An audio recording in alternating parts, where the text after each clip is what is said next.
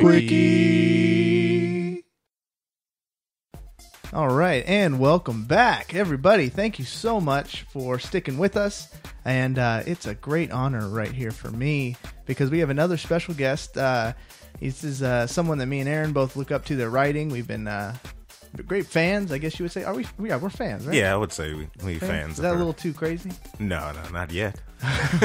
So this is Jen LeBlanc. She is a writer, cosplayer, gamer, radio personality, and geek extraordinaire. She can be heard on Live 88.5's Morning Startup and read at thenerdreactor.com. Welcome to the show, Jen. Hi. Wow. Actually, that intro came straight from your Twitter. That was extremely handy. Yeah, I get a little bit of shorthand. Help you guys out. Yeah, because otherwise, that's the worst part of the interview process for me. And speaking of interviewer, you are quite the established interviewer. I see that you have done some interviews with Lou Ferrigno and some of the cast of Community, Jim Rash. Yeah, I'm really fortunate that, Nerd Reactor is nice and they assign me to conventions, which means I get to go, talk to celebrities if they want to be nice too. Got some interviews with the full cast of Arrow that Nerd Reactor is going to be putting out right before the show launches for the second season, and it's a lot of fun, going out and doing interviews with celebrities, and it's sort of like special because it's not that, oh, I stood in line for 3 hours and paid $80 for your autograph for 5 seconds. Yeah. You actually get to talk with them and shake their hand, and everybody's been really nice. So this is where you're at now, up this high level where I know I'm jealous of Aaron, and we're like, you're where we aspire to be. Yeah. So let us know a little bit about you and where you started from and how did you get where you're at now? Well, it's kind of a funny story. I mean, I live in Ottawa in Canada, and in 2010 decided I wanted to have a good time, and I flew down to San Diego Comic-Con with my brother and was wearing my Jill Valentine cosplay, and that was the year that they announced Resident Evil 6 and Revelations, and all these other games were coming out, so there's a lot of focus on Resident Evil at the convention. Mm-hmm. And I met up with a group of other Resident Evil cosplayers, and we got together, did a photo shoot for about 2 hours, became Facebook friends, and realized a ton of them ran their own website called Nerd Reactor, and sort of the back and forth there, a couple jokes about, if you ever need a Canadian correspondent, because they were only based in the United States at that time, got me an offer of just like, well, if you want to write an article and we can see how it is. And so I did a little bit of research, did a little bit of writing, and yeah, it was surprisingly easy to join the staff. Wow. That's of Nerd crazy Reactor. how And that was about 2 years ago. cosplay led to that whole thing. So if you didn't dress up as Jill, then you just wouldn't have met them. It's just Yeah. like, huh. If I did not have my Jill cosplay, I wouldn't have met them. I wouldn't have hung out. We wouldn't be Facebook friends. I wouldn't be a writer. I wouldn't be a radio personality. And just the whole other butterfly effect. Butterfly effect of cosplay. Yeah, the Jill effect of cosplay. Amazing. Well, she's pretty irresistible. I can't really lie about that. So is writing your passion, or is this something you go to school for? Are you able to do full-time at Nerd Reactor? Yeah, well, we usually try to do a minimum of an article a week. That does get toned down a bit for me because I do a lot of video stuff on the side, and I have my radio show here in Ottawa, which is done in the Nerd Reactor name on Live at 8 And, I do go to school full time, not actually for writing. When I was younger, I really wanted to be a writer, but then I realized that I was a really economically anxious person. And therefore that's a perfect term. I've never heard that term. I've never heard that one either. Yeah, I think we're all pretty economically Yeah. So I was like, I don't think writing is going to be a great stable thing to do my whole life. And although we have a really great journalism program in my city, I was fortunate enough to find that I also had a really deep love of the field of psychology. So that's what I study formally at school.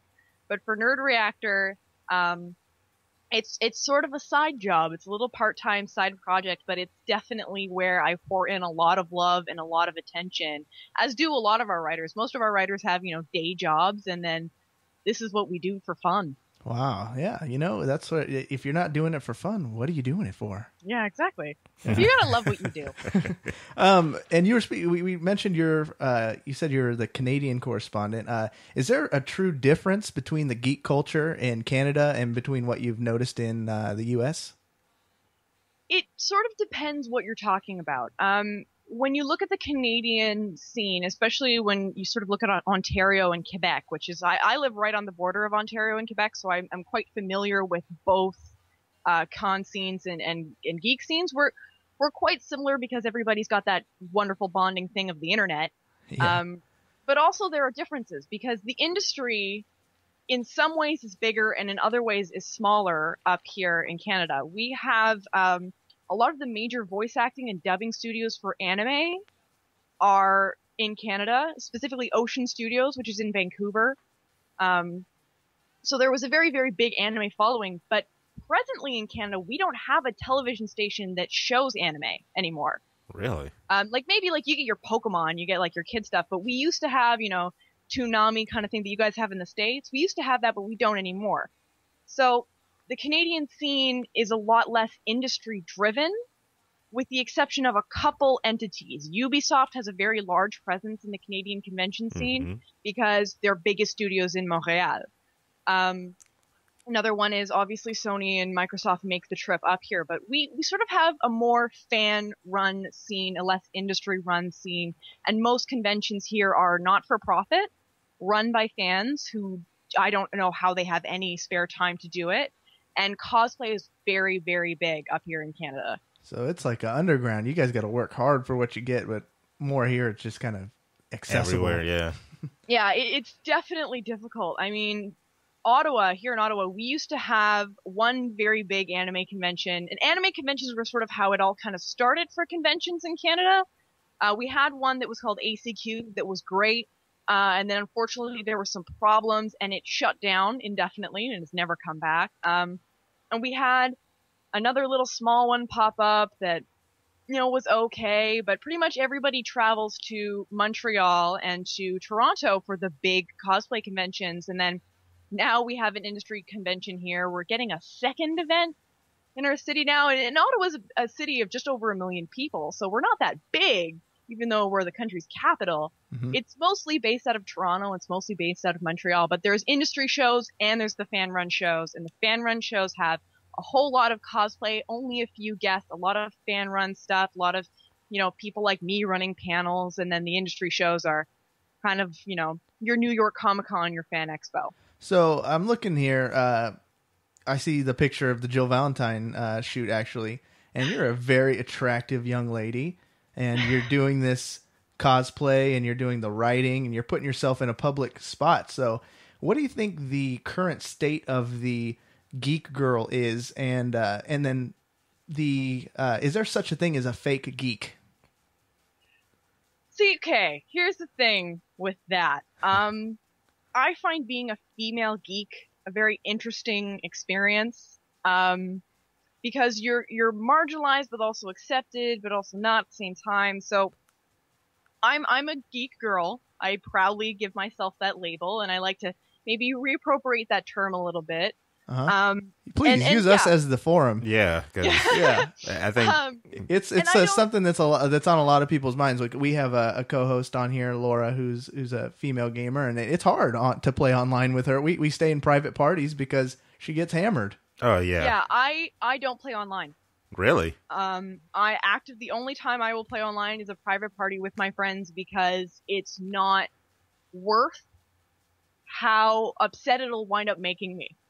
Yeah. Because you do get a lot of hate just thrown your way for really no reason other than your gender. And this whole idea of fake geek girls, I think, is very silly in the way that it's actually being applied. I understand that, you know, being a geek has sort of become a bit of a hipster thing, and you see the girls walking around, they've got a t-shirt that says geek, but these kinds of, you know, air quotes, fake geek girls are not the fake geek girls that people are calling out at conventions that spend $300 to make a costume. Yeah, hours of their time, hours of research, hours of blood, sweat, and tears. And trust me, there are tears when you make a costume by hand. these are not the people that are faking it for attention. Yeah, I was going to ask, is the cosplay, does that have something directly, tied in with people thinking that they're, just playing dress up as opposed to really caring about who the character they're, playing as they, watch or read or, are really interested, invested in the anime or comic book or video game world, or is it just playing dress up? See, I think that, when people use the playing dress up argument, they're not understanding the amount of time and effort that it takes to be a cosplayer. And I mean, sometimes when you do the closet costumes, the stuff that's really kind of just thrown together last minute, maybe. But when we're talking about, a Mylena cosplayer, yes, it's skimpy. Yes, it shows a lot of skin and you're going to get some attention for that. And for some women, that kind of attention feels very positive. They want to feel sexy and attractive, and that makes them feel good. And if they want to do that, that's their prerogative. I'm not the kind of person that's comfortable in revealing costumes, so I don't wear them. But I think to say that they're just doing it for attention, there are a lot of other ways that women can get attention. You can walk around in a bikini if you want to in the middle of the street. Fine, go do that, and people are going to look at you. And you're going to get that reaffirmation if you just want that in the world. I don't understand why someone would take the extra step, especially because the kind of girls that sort of are being called fake geek girls or being accused of it don't seem like the kind of girls that would actually be interested in getting that kind of attention from geeky guys. Yeah, I was going to say, who are you really trying to impress here?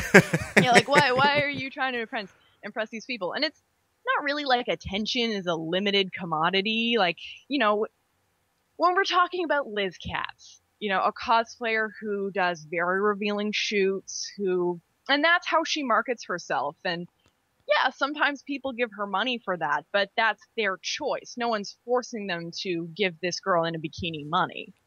So, yeah, for those listening, Liz Katz had some controversy. I don't know, it was a while back ago. Basically, she crowdsourced a photo shoot for Princess Peach, I believe it was, and ended up raising $4,000. Yeah, around that much. There was just controversy whether she should be asking people to fund this hobby, whether it's exploitation, if it's true cosplay, or whether it's just a skin show. Mm-hmm. Yeah, but at the same time, like it's cosplay, guys. It's a hobby. I understand that there are professional cosplayers now. They're making their careers out of it, and reality shows. Yeah, there's even a show on Sci-Fi. Oh God, yeah. Heroes of Cosplay. Yeah. Exactly. That is not airing in Canada. I am making a point to not watch it or seek it out because I've just heard all the things coming out of it. You're not interested in, not curious at all? I mean, I'm curious, which is why I read the news articles and why I read the people saying like, oh, I was made into a demon on this show. Great. But I don't want to watch it. I don't want to give it the ratings. Wow. Like I don't want them to say, well, we got all these hits on YouTube and then we got that YouTube money or we watched it on TV and then they get the advertising money. It's the only way that you can fight something like this is really respond to it online, write the articles online, but don't watch the show. Don't give the show money because when you watch the show, you give the show money. Yeah. Here's an interesting question, and me and Aaron are both fans of nerdreactor.com. We follow them, we use them as a source. Obviously, we tracked down one of our favorite writers from there. But I was looking at their YouTube channel, and I was specifically doing my research for you, Jen, and I found the video of you interviewing the guys from Community, and it had less than 100 views. And I'm thinking Community's a huge show with a cult following. Here's an interview that I'd never heard of with 100 views, but then every other video seemed to be cosplay related with the specific picture of, breasts, if that's what the kids are calling them, with 100,000 views. And I'm thinking, what's going on here? What's going on? Why isn't something that's so, popular, just not getting the same amount of views as... Is that just capitalizing on the sex sales type of thing? Sales? Well, a big part of it is, sex sales. When people see a YouTube thumbnail and it's just, nice chests in their face, they're gonna pay attention to that. It's gonna catch their eye. But at the same time, sort of another thing to point out is when you say Dragon Con cosplay video or a Con cosplay video, think of all the people that went to that convention. They're going to look to see if they're in that video. So looking for themselves within the video, huh? Yeah, you get a lot of hits by going to the convention's Facebook page and saying, "Hey, we were filming cosplayers. Check to see if you're here," and you get a lot of views that way. So while definitely the sex sells is a part of it, I think another thing is people are kind of looking for themselves and they're getting all excited. And the community interview, I mean, yeah, it came out as well during Comic-Con. There was a lot of stuff going on during Comic-Con, so yeah, maybe it got a little less attention, but I mean, I'm okay with that. I don't base my my quality as a writer or as an interviewer and how many views my interview gets. That's a good little tribute. Good way to think, yeah. It was a great interview, by the way. And anybody who's listening here, all they got to do is do a quick YouTube search for Community and Nerd Reactor, and they can check it out. One other thing, so you've gotten an interview. You mentioned the cast of Arrow. So which one has been the most prestigious for you? Which have you been shocked? Are these hard to do? Or like nervous about any of them? Yeah, I'm nervous talking to you, and I can imagine sitting next to a giant Lou Ferrigno who can crush you with probably a thought. Yeah. Well, I mean, Lou Ferrigno was my first celebrity interview ever. And I can say that my knees were shaking pretty bad on that one. But I do have a theater background. I did 4 years of formal theater training, and that helps a lot with the stage fright and the nerves. But when, you ask, what's the biggest interview I've done? It's hard to say because different people are very popular in different circles. But I think maybe the cast of Arrow is a pretty big one because, I mean, Stephen Amell he's pretty. He's very pretty. He can do chin-ups like nobody's business. Aaron's shaking his head. Yes, he violently agrees with this. Wow, I don't violently agree. We had a couple of our male writers that were jealous of like, I have a man crush on him. I want to interview him. Like, I've got it. Take that. So, okay, let's go to lighter topics. We've tackled the hard stuff. Let's go on to actually, this could be more violent, and I don't even know if you want to pick a side. But have you chosen a side of the console war? Have I chosen? Well, okay. I am a Sony girl through and through. Uh-oh. My actual first console I ever owned was a PlayStation 1. So I've had the PlayStation 2. I still have it. I have my PlayStation 3. So I am a Sony girl, and I've never owned an Xbox, but there's been an Xbox in my home, and I've played it a little bit. But yeah, for the console war, I'm a loyal fan, and at the same time, all these things that the Xbox One was coming out with when they had the original launch plan. Yes, they've changed them, but I'm never going to sort of let go of the fact, hey, they were willing to do this in the first place. Oh, you're going to hold it against them. And they've even said that they plan in the future on bringing many of those features back. Absolutely, because they're just looking for those Christmas holiday sales. And a big thing about it, a lot of things I wasn't necessarily super angry about, though I understood why other people were, like the Kinect being always on. I understood why that was built into the system, because they want you to be able to go Xbox on in the middle of the day, and boom, your Xbox turns on. And they can't do that unless your Kinect is plugged in. Yeah. But to sort of not realize that, hey, people might not be comfortable with a microphone and camera being on them all the time. Some people will be, some people won't be. You should give the people that aren't comfortable with that the option to turn it off, which they've done now. Yeah. And I understood with the DRM as well, because they were like, oh, you're going to download the game onto your console and never have to use the disc again, but we want to make sure you're not making a billion copies of the game. So again, I understood why they were going to do it, but I didn't think that the payoff was worth the cost. Yeah. Not having to look for my game disc every time I want to play a game is not worth the cost of not being able to buy used games. You're definitely the exception and not the rule in this, because I don't think a lot of people thought the exact same way. Like, they reasoned why these things were put into the Xbox One. I think everybody's just like, I don't like that. I don't like that. I'm going PS4. Well, I mean, that's the internet, right? Yeah. Everybody's very reactionary, and people don't have a tendency to always think things through when they have an emotional reaction. And obviously, initially, I had an emotional reaction. I was like, why the hell would they do that? That's stupid. People are going to hate this. And then maybe a couple days later, I calmed down and thought about it a little more. And, oh, no, okay, now I see why they're doing it. I still think it's dumb, but I see why they thought it was a good idea.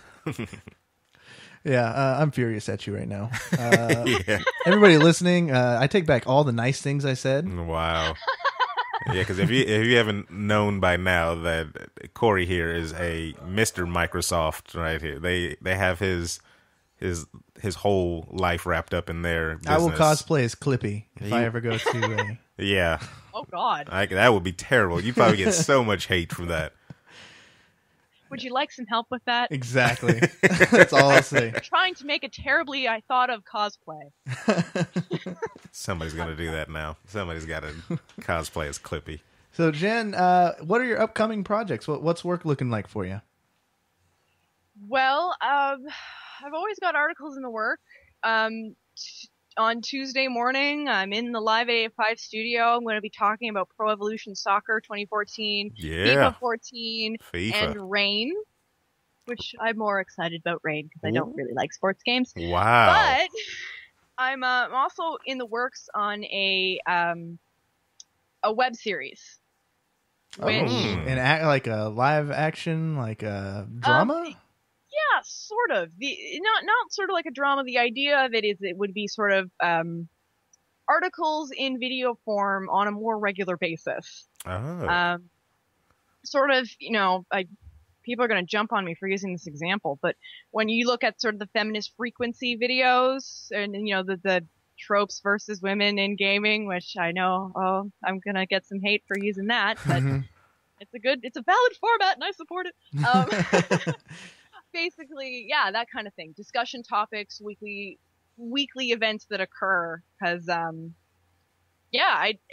And do you guys have a title you want to start promoting? Is this for Nerd Reactor or is this independent? This is for Nerd Reactor. Nerd Reactor's always trying to get more, video content. We've got our TV Nerd Reactor. Current working title is Inside and Out. Oh, okay. And the idea is we're going to be basically picking apart modern day issues in geek culture. So if we're talking about the console wars, not only, wow, is this ever dumb, but why were they doing that in the first place? Very cool. And so obviously we've mentioned that we can find you on nerdreactor.com. You have a Facebook page. You want to plug that URL? Yes. My Facebook page is www.facebook.com/genevieve.geek.girl.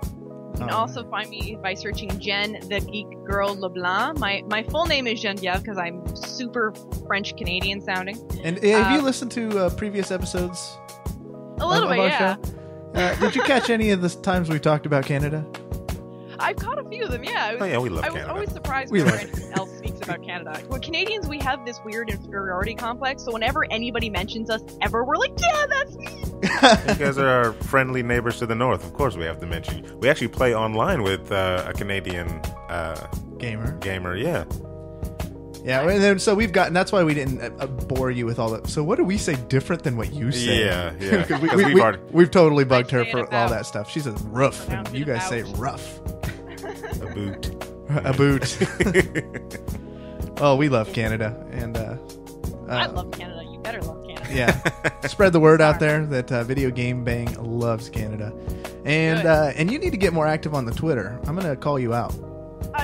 Yeah. I'm one of those people that kind of thinks like, oh god, Twitter, right? That thing I have to remember to do. I know Twitter is an extremely powerful tool. And someone with the talent and the things you're doing, man, you'll soar. You'll hear so much hate, but you'll also get so much love. Yeah, the hate is interesting. I wasn't always expecting that to come at me as quickly as it did, but I'm always surprised that people can get creative when they want to tell you that they don't like you. Oh, yeah. I've had people track down my personal Facebook and message me there. Whoa. But like, oh, I hated this article you wrote. I was like, okay, random guy. Wow. Thanks for that. I can't wait for all really that value stuff. your I'd wait for all that stuff. We haven't got anything. Well, as far as I know, have we got anything yet from that? None that you know about. Okay, yeah. If it ever comes straight at me, yeah, keeping him in the love dark. it. Yeah, I like to keep him in the dark. I'm already dark enough. Wow. It always goes to race. Well, Jen, thank you so much for your time. Man, this has been fantastic. It's so good of you to, while you're, before you explode too big, to show the little guys some love. So we really appreciate Thanks. that. I still consider myself a little guy, so don't worry about it. Oh, not for long, not for long. Jen LeBlanc, everybody. Thank you so much for listening. This was Video Game Bang.